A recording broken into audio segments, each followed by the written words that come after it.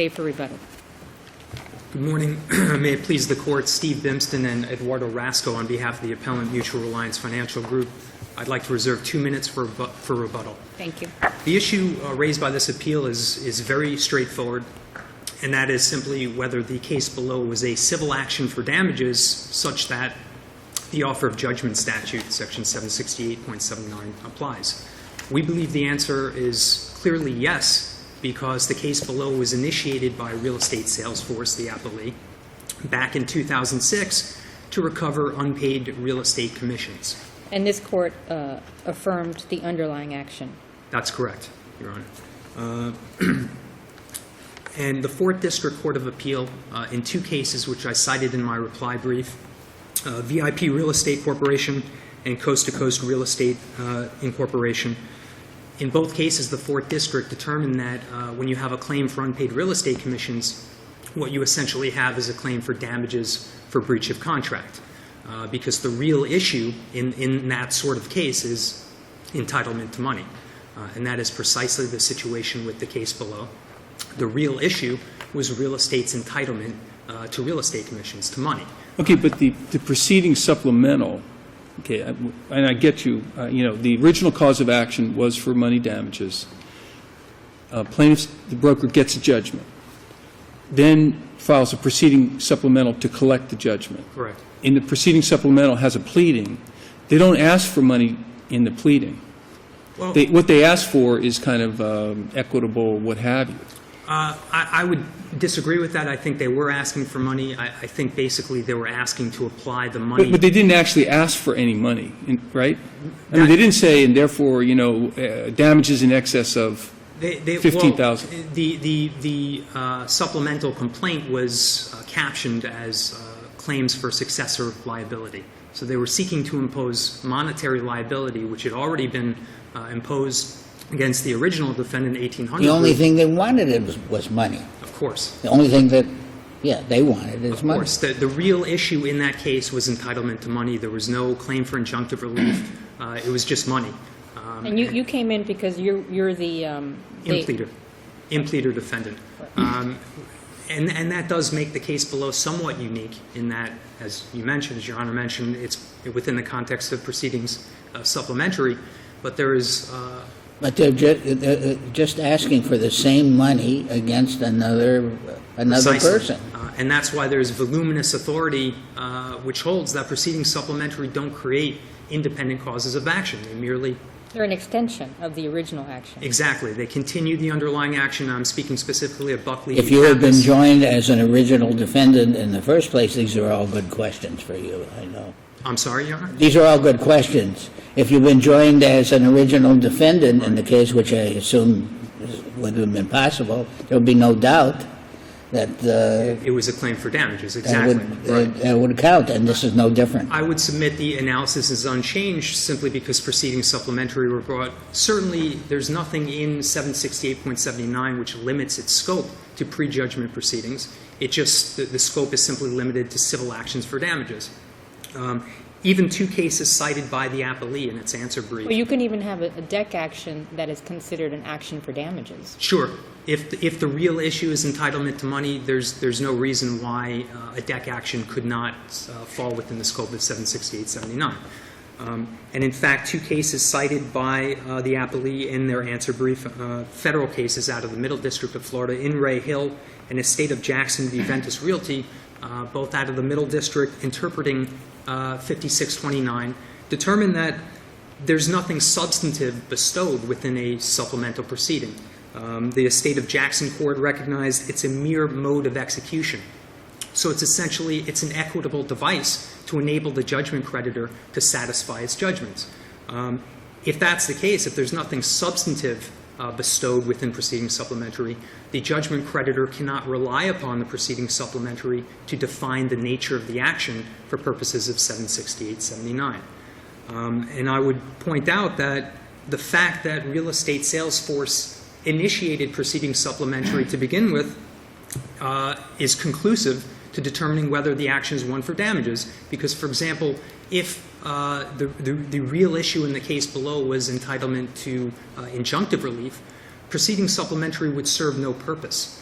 The only utility in proceeding supplementary is to collect money damages.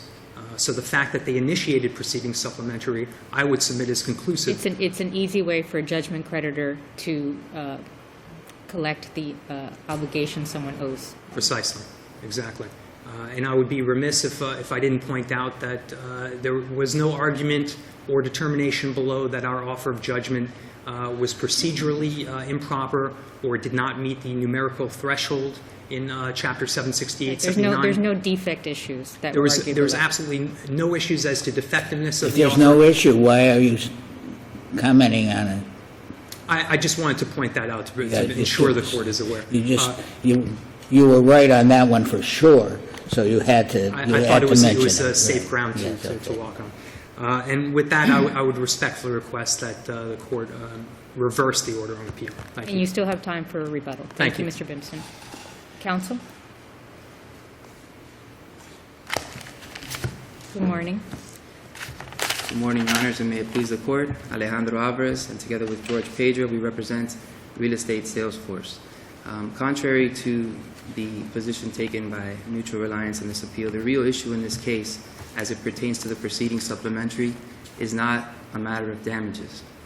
The matter of damages, I would agree, was the issue before the trial court when the original complaint was filed in September of 2006. What is the difference? They want money. The whole thing is, it's a supplementary proceeding to the main proceeding, which is, the original thing is civil action for damages. What you wanted is damages, Your Honor, what we wanted from 1800 Group was damages. That is correct. but you didn't want it from them? We do not. We're not asking the court to enter an award of monetary damages against Mutual Excuse me, Reliance. that is technicality beyond belief. What case or doctrine or anything do you rely on Your Honor, that's good for you, that helps you? I would like to refer the court's attention to the same case that counsel just mentioned that we cited in our brief. It's the Estate of Jackson versus Ventus Realty case, and if you don't mind, I would like to read directly from the case. It says, a supplemental proceeding is an assertion of an equitable claim against assets of the judgment debtor in the possession of an impleaded party. And it goes on to say, rather than adjudicating a cause of action asserted personally against an impleaded party by the judgment creditor. What was the issue in that case? What turned on what it was? Your Honor, the issue in that case was whether the case was properly removable as a civil action to federal court.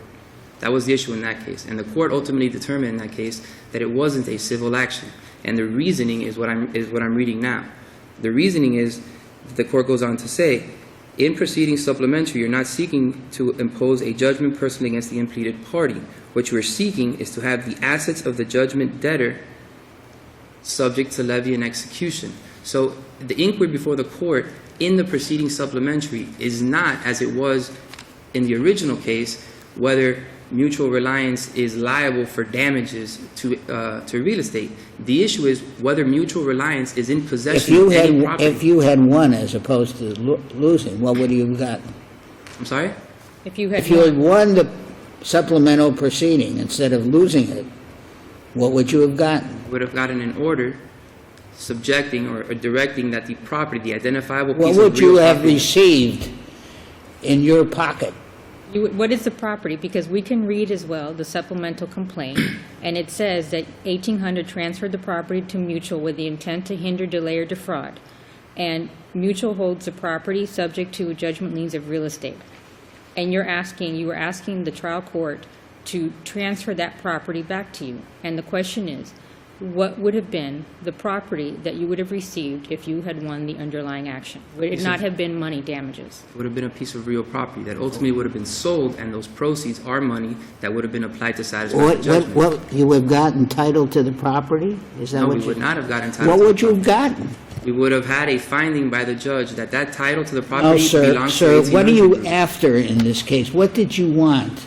What do you want now? Unfortunately, you haven't gotten it. You want money, don't you? Well, in every case in proceeding supplementary, you're trying to collect on a money judgment. In every Well, case. then, But that's not the relief. Then you probably would lose every supplementary proceeding. Let me ask you that: if you file, you get a judgment in Minnesota, and you file an action here on the judgment, what is that a civil action for damages? But there's authority, Please. yes, Yes, action on a but judgment. why is that any different? Well, this is not an action on a judgment. There's cases that say this is not an action on a judgment. Why is this, I know it isn't a civil action. In theory, why is it any different? Because the inquiry is not whether mutual reliance did or didn't do anything that would subject them to liability for money damages to real estate. The issue before the trial court was very simply whether this piece of real property belongs to 1800. The issue of damages has already been decided in this case. Real estate was found to be entitled to damages vis-a-vis 1800 group. The offer did not come from 1800 group. In counsel, The offer- if you had won the proceeding supplemental, would you have gotten a money judgment against Mutual? No, Would you be able to collect money against their bank accounts? no, Would you have a judgment that you could file in the court records? no. You would not on that piece of property? You would have a We would lien, would have, you not? we would have an order. But you wouldn't have a money judgment, No, we would not. because have- you were not seeking a money judgment. Correct. All we would have is an order pursuant to the fraudulent transfer claim and the mere continuation claim stating that this piece of property located at 1800 Southwest 8th Street Is subject to execution by you. belongs to 1800 group and is therefore subject to execution. That is not the same thing as saying mutual reliance is liable for all of the unpaid real estate commissions that 1800 was liable for. That was not the issue. We could have, if it would have been appropriate, brought in mutual reliance into the underlying proceeding and asserted a claim directly against them, but that wasn't appropriate. The issue came up in discovery that a piece of real property had been transferred to mutual reliance by 1800 group. So now the inquiry is on proceeding supplementary Is there any- trial court. Is there any Is there case any property? anywhere on this subject? I'm sorry? Is there any case anywhere on this point? Well, the appellant cites to not a single case where an offer was And neither judgment do was you. served And neither in do proceeding you. supplementary. And just respectfully, we could not find a case where an offer of judgment was served in proceeding supplementary. But the purpose, Your Honor, the purpose of proceeding supplementary, again, is not to impose a money judgment against the impleaded third party. You don't even have to bring in a third party if the third party doesn't have assets that may technically, or that court can find belong to the judgment debtor. In this case, the only reason they're brought in is because of due process concerns. They have a right to explain why the property belongs to them and not to the judgment debtor. And real estate was not alleging in its amended supplemental complaint a direct cause of action against them. All they were doing, all real estate was doing, was explaining to the trial court why this one piece of identifiable piece of real property should be subject to levy and execution to satisfy a judgment it had already obtained. Therefore, once the trial court entered a summary final judgment, finding that real estate sales force was entitled to damages, the character of that case as an action for damages, that claim was adjudicated and it was done. Now the only claim pending, the only issue framed by the amended supplemental complaint, which was a the good thing you pleading kept that the talking. offer of judgment was directed to. It's a good thing you kept talking. I'm sorry? Miss- You may have snatched victory from the jaws of defeat. An unheard of thing. Thank you, Your Honor.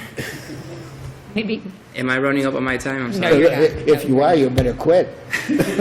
you still have 5 minutes, but you know what Judge Gerson used to say, just because you are given 10 minutes doesn't mean you need to use all 10 minutes. Well, Your Honor, I think I'd just be repetitive at this point. Because it's our position Well, that, it occurs to me, in light of what you have just said, that there's no way of knowing whether the offer of judgment has been satisfied or not. Because if the property is worth less than $5,000 or $100,000 or whatever it is, then the offer of judgment would not become operative. and Your Honor, that's the point. That's the reasoning and the point behind the two cases that we cited, the Palm Beach Polo case and the Winter Park case. In those cases, you can't compare an offer of judgment to something that's not got a dollar amount affixed to it. So, Your Honor, we would respectfully request that this court affirm the order of the trial court denying the appellant's motion for attorney's fees. Thank you for your time. Thank you, Mr. Alvarez. Mr. Bimston, you may have a minute for rebuttal. Thank you. Thank you. I would just respond by pointing out that 76879 is not limited to a civil action for damages against the impleaded third party. It is limited to civil actions for damages. So whether a real estate sales force... Well, what's the answer to my, suppose you offered $100,000 in the property, and they turned it down, but then they got the property. The property's worth $90,000. Who's entitled, who prevails on the offer of judgment? They do, because they received a judgment for $100,000, which is more than... But they didn't get $100,000. They got a judgment that they were entitled to levy on, in effect, they're entitled to levy on property that isn't worth $100,000. 76879 does not speak in terms of the value of property. It speaks in terms of the amount of the judgment. So in this...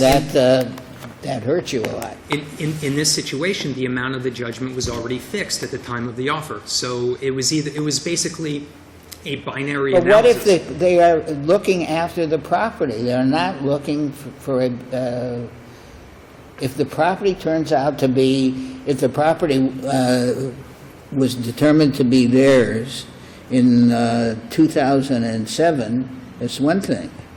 It turns out to be theirs in 2011. Right. It's a whole lot of different Obviously, the real thing, estate isn't market it? has changed in the intervening years. Yes. However, I would submit that's completely irrelevant to 76879, because quite simply, there is no reference to the value of the property in 76879. But that is very bad for you. Don't you understand that? It's bad for the disappointed judgment creditor to the extent they have to look to the property to satisfy the judgment. But again, 76879 just speaks to the amount of the judgment. Simply because the judgment was already obtained does not mean we cannot compare the amount of of our offer to the amount of the judgment post-judgment.